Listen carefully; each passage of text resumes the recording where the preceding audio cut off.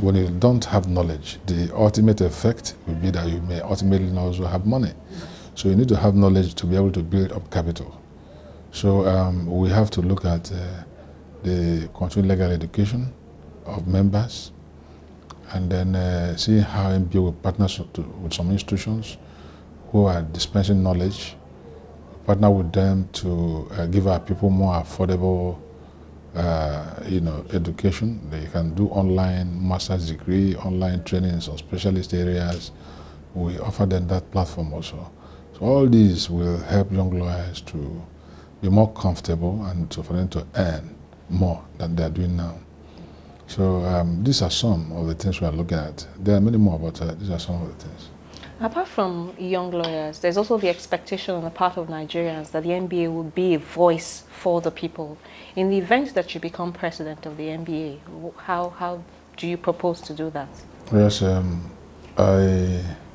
first thing we're going to do is that we will ensure, I will do everything we can to, get our senior lawyers to come back to the Nigerian Bar Association. Many of them do not attend our NEC meetings any longer. So I remember this mantra, bring back our girls.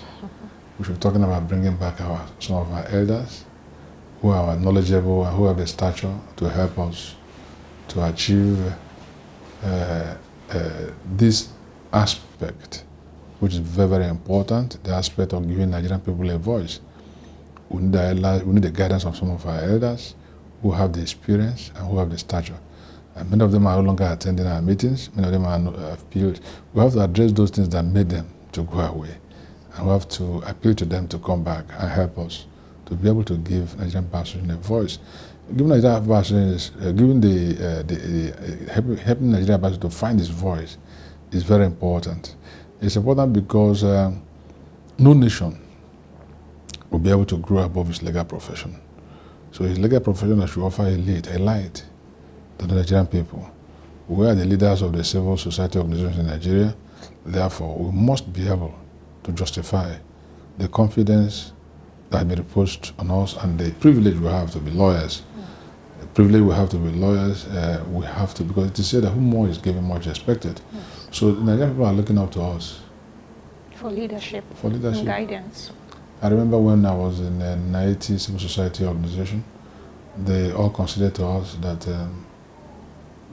Civil Society Steering Committee of NIT, they all considered to us that NBA is truly the leader. So we need to come out and live up to our bidding as the leaders of the society. And you see, when you talk about voice, the first thing that comes to mind is the Constitution of Nigeria. The NBA should be able to defend the Constitution, and to do so, that is to make sure that the rule of law is preserved and sustained in everything that we do. Law and what is lawless as same bedfellows, they can't coexist. So we must make sure that we have rule of law, and then there should be the independence of the judiciary, which flows from the rule of law. Then before we now talk about this public interest, which we are also looking at. Public interest involves a lot. Apart from condemning those things that should be condemned, there is only those that should be extolled, because we are not opposition. We are not an opposition party. The parties are there, political parties. We are not a part of opposition. We are only there to objectively assess the situation and be able to give our views that will help the country to move forward. That is what MBA is all about. But apart from doing that also, we also have to go into some litigations that will ensure that the polity is stable.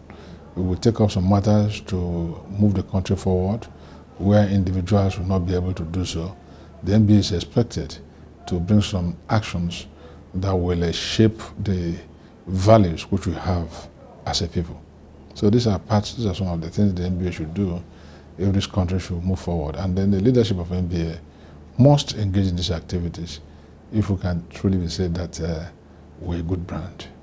Finally, as a leader of the bar, what do you think can be done to make the NBA more responsive to the welfare of its members? Fundamentally, the first thing that we must be thinking about is to build the capacity of our members we can't talk about welfare without talking about giving people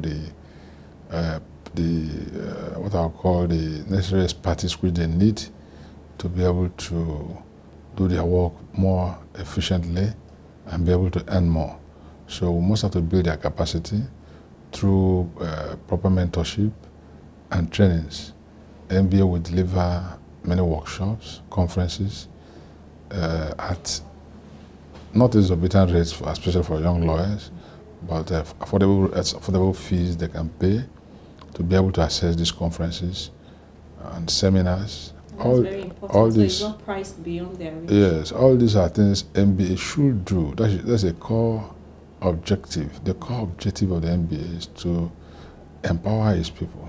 First empowerment is not money, but knowledge.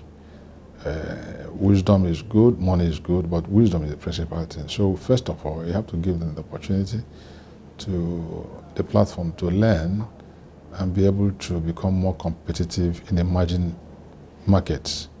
We are now talking about a globalized market. It's not only in trading, but also in legal services. So if you don't give our people the required training, if they don't have the required expertise, they will not be able to earn and take care of themselves. You know, it is more appropriate for people to directly look after their own welfare. They will look after their own welfare better than any other person. So that aspect is one. Then we talk about the National Health Insurance Scheme, which the federal government has put in place. Will help our colleagues to be able to fit into the agenda. We have the Federal Mortgage Bank. You know, many of us think that it's only for civil servants. Lawyers can also access such funds and be able to build their own houses.